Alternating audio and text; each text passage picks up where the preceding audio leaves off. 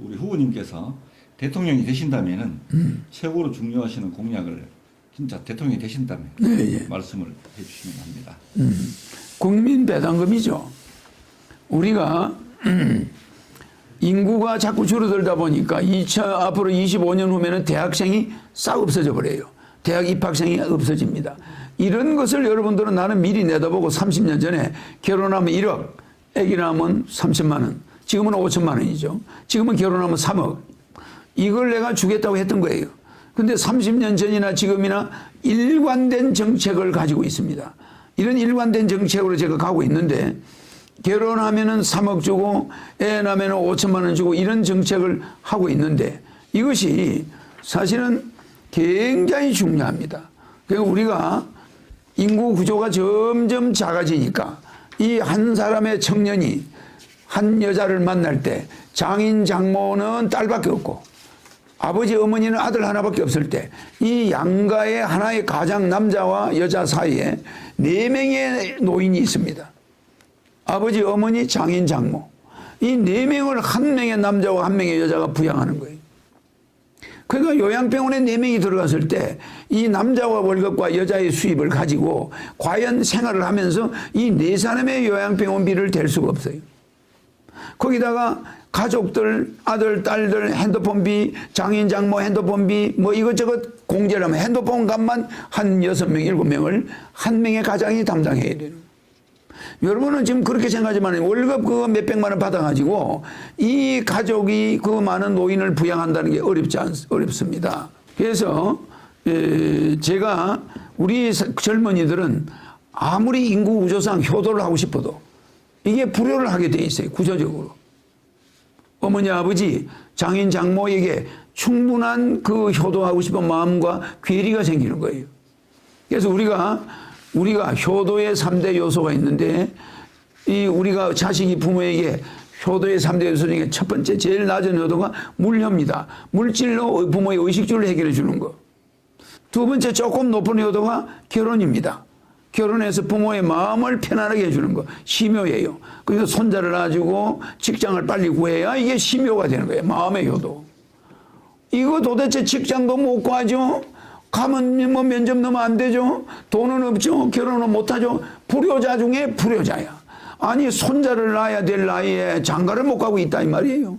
그러니까 이 부모한테 얼마나 본의 아니게 불효를 합니까. 이러니까 청년들이 자살하는 거예요. 세 번째 제일 큰 효도의 3대 요소 중에 제일 큰 게 마지막으로 대효입니다.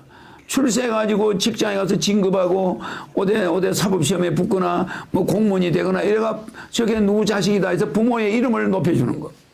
대효입니다. 대효. 부모님의 이름을 높여주는 거예요. 동네 사람들 가서 야 우리 아들이 뭐 차관이 됐어. 우리 아들이 무슨 시험에 붙었어. 이런 아버지의 기쁨을 줘야 되는데 이걸 못하는 거야. 이러니까 물효, 심효, 대효. 이 효도의 3대 요소를 몽땅 못 지키는 거예요. 부모에게. 실업자가 돼가지고 자살만 생각하고 있는 거예요.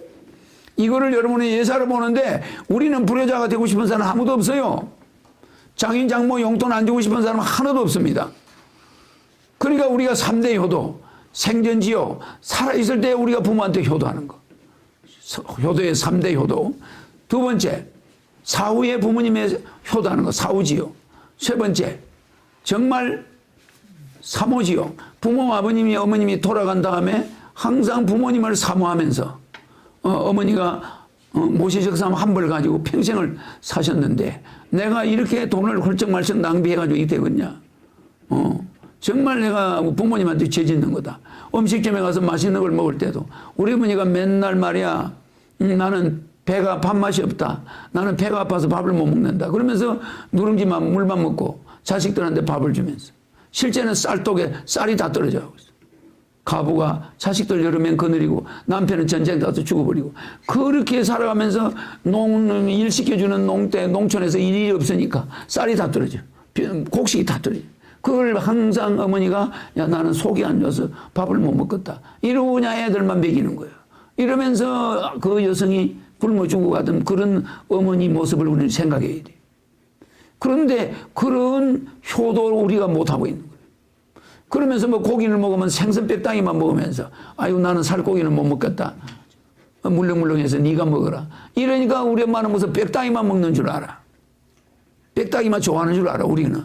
전부 그냥 그 장정들, 남자들, 사내 아이들 그거 갖다 줘 먹이라고. 애들 건강 때문에 애들 몰래 먹이면서 자기는 뼈만 먹는 그런 어머니들을 우리는 늙어가지고 무슨 지금 불효도 이건 막지만 불효를 하고 있어요. 아, 노인들을 좀 편안하게 용돈도 좀 넉넉하게 주고 하고 싶은데 취업도 안 돼. 직장도 안 돼. 그러니까 효도의 3대 요소도 하나 못 지키고 그리고 또 3대 효도도 못 지켜.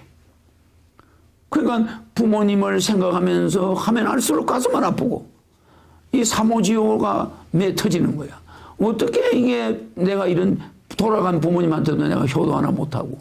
그러니까 우리는 정말로 현실의 괴리가 너무 심해서 이 청년들이 자살률이 세계 1위가 되어 있습니다. 그래서 저는 제가 가장 내세우고 싶은 공약은 국민배당금 결혼하면 3억 주는 거. 코로나 긴급자금 1억 빚 다 갚게 해주고 매월 150만 원씩 나오면 18세 이상 나오면 대학 등록금도 다 나와. 그렇죠? 그래서 이거를 나는 꼭 국민들한테 이 돈 걱정 없는 세상 직장대로 다녀도 매달 돈이 나와.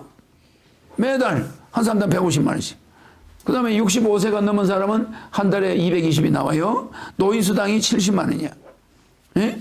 그 65세 넘은 사람은 한 달에 220 나오니까. 아니, 장인, 장모가 440, 어머니, 아버지가 요양병원에서 440. 그러면 440 정도는 남아. 4명을 요양병원비를 100만 원씩 주고도 440이 남아요. 매월. 그러니까 이건 무슨 일이야? 돈이 없어서 주지도 못했는데 허경영 대통령 되니까 한 달에 440이 남네? 또 자기 부부가 또 한 달에 300이 나오네? 사람 돈 걱정 없는 세상이 될 수 있습니다. 지금 이제 말씀하신 이제 만약에 대통령이 되신다면 18세 이상에 대해서 1억, 국민 배당금 월 150. 150. 그다음에 이제 5년 이상 근무 창업 시 이제 3억 지원. 저 청년들이 취업할 때 취업 시 월 100만 원을 5년씩 네. 5년간 도와주고 그다음에 이제 창업할 때는 3억을 무담보 무보정 무이자를 줘요. 네, 정당 분야는 이제 공천권을 국민에게 돌려주는 거예요. 그다음에 이제 무소속 출마를 원칙으로 하고 정당 네. 제도를 폐지하고 정당제도 폐지합니다. 그다음에 주택 분야는 그 소형 임대 아파트를 대규모로 건립하고 아파트 관리비를 통째하는 이런 이제 아주 지금 현재 그 국민들이 그다음에 2030 세대 저 정당 제도에 대해서 네. 정당은 사적 집단입니다. 네. 공적 집단이 아니에요. 네네. 저 사적 집단이 국가 예산을 어마어마하게 낭비하는 거예요. 아니, 사적인 집단이 말입니다.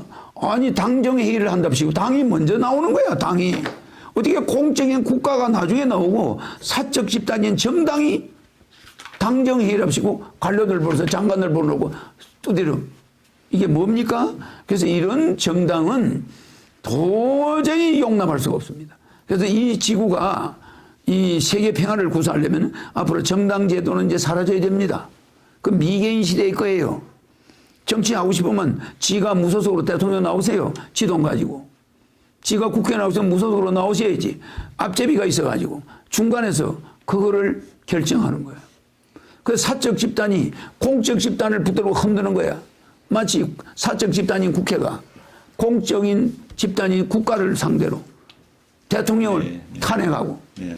짧은 시간에 그 정치, 경제, 사회 분야를 다 들을 수 없어 아쉽습니다. 예, 예. 이제 그 국가혁명당 대통령 후보님 허경영님에 대해서 마지막으로 그 좋은 말씀 또 국민에게 하고 싶은 말씀 예. 해주시면 합니다. 내가 대통령을 3번째 나가는데 꼭 느끼는 건데 옛날에는 지금이랑 하나도 안 바뀌었어요. 이 민주주의를 한다면서 대통령 선거에 나가보면은 민주주의의 3대 원칙이 행복 추구의 원칙, 인간 존엄의 원칙, 절대 공평의 원칙입니다. 그럼 우리가 행복하기 위해서 민주주의 하는 거고 행복 추구의 원칙, 인간 존엄의 원칙, 절대 공평의 원칙이 있는데 이 절대 공평이라는 건 대통령으로 나오면은 똑같은 상태에서 시험을 쳐야 될 거 아닙니까? 근데 여야는 기호 1번, 2번을 우리보다 6개월 먼저 달고 다녀요. 근데 우리는 기호가 언제 나오냐? 선거하기 얼마 전에 나와요. 그러니까 2월 15일이 돼야 기호가 나와.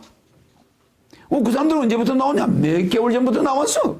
그 내가 유세하러 다니면은 당신 기호가 몇이냐? 난 기호가 없는데요. 왜 그래요? 아이고 1번, 2번은 있는데 왜 기호가 없어? 이거는 절대 공평의 원칙에 어긋나는 겁니다. 이거는 인간 존엄의 원칙을 짓밟는 거예요. 당신은 왜 기호가 없어? 이게 인간을 얼마나 무시하는 겁니까? 이거 왜 이런 불평등입니까? 뭐 국회의원 많으면 그게 장땡입니까? 국회의원 많은 게 자랑이에요? 도둑놈들이 많은 거예요. 국회의원 없는 당도 당이에요. 후보는 후보고. 이래서 그 기호가 꼭 국회의원이 많아야 기호를 미리 주고 우리는 기호 안 주고. 이거 바꿔야 됩니다. 내가 불공정 7가지를 이야기하겠는데 그거 첫째 기호 불공정이야. 둘째 정치 자금 불공정이야. 왜 여당은 500억, 야당은 500억 국가 예산을 왜 낭비합니까? 대통령 후보한테 예산 주는 나라 대한민국밖에 없습니다. 미국이나 선진국들 기호 없습니다. 기호는 우리가 글자를 모를 때 이름을 써놔도 못 알아보던 문맹이 많을 때 우리가 기호를 젓가락 몇 개, 저 젓가락 2개 뭐 이런 식으로 했던 하나의 표시입니다.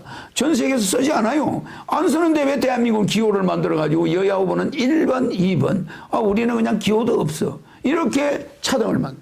국민의 3대 권리에 우리 권리에 국민의 3대 권리, 5대 권리에도 없는 이야기야. 국민의 3대 권리가 우리 국민의 3대 권리에 평등권이 들어있어요. 청구권, 평등권, 참정권, 사회권, 자유권. 이 국민의 5대 권리에 평등권이 있고 물론 출마할 수 있고 투표할 수 있고 참정권, 사회권, 자유권, 언론, 출판, 집회에서 종교사 등 표현 양심 8대 자유가 있어요. 근데 이게 뭡니까?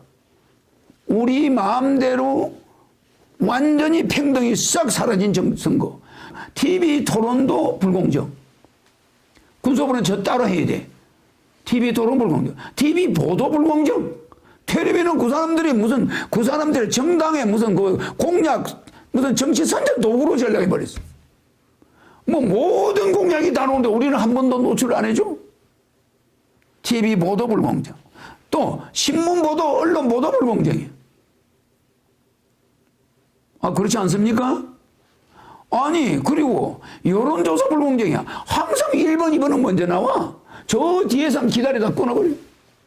허경영 어떻게 생각합니까? 뭐 이렇게 오랫동안 전화가 나와. 가끔.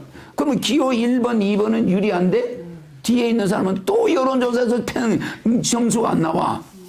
이게 불공정이 7가지가 하나같이 국민의 기본권을 어긴 거예요. 네. 우리가 국민의 3대 권리, 생존권, 소유권, 평등권. 여기도 평등권이 있어요. 아니, 평등권이 여기에 있고, 5대 권리에도, 청구권, 평등권이 있어요. 참정권, 사회권, 자유권. 그럼 모든 평등과 절대 공평의 원리가 민주주의 3대 원칙에 있고, 자본주의의 3대 원칙에, 소유권 절대 원칙, 과실 책임의 원칙. 과실 책임.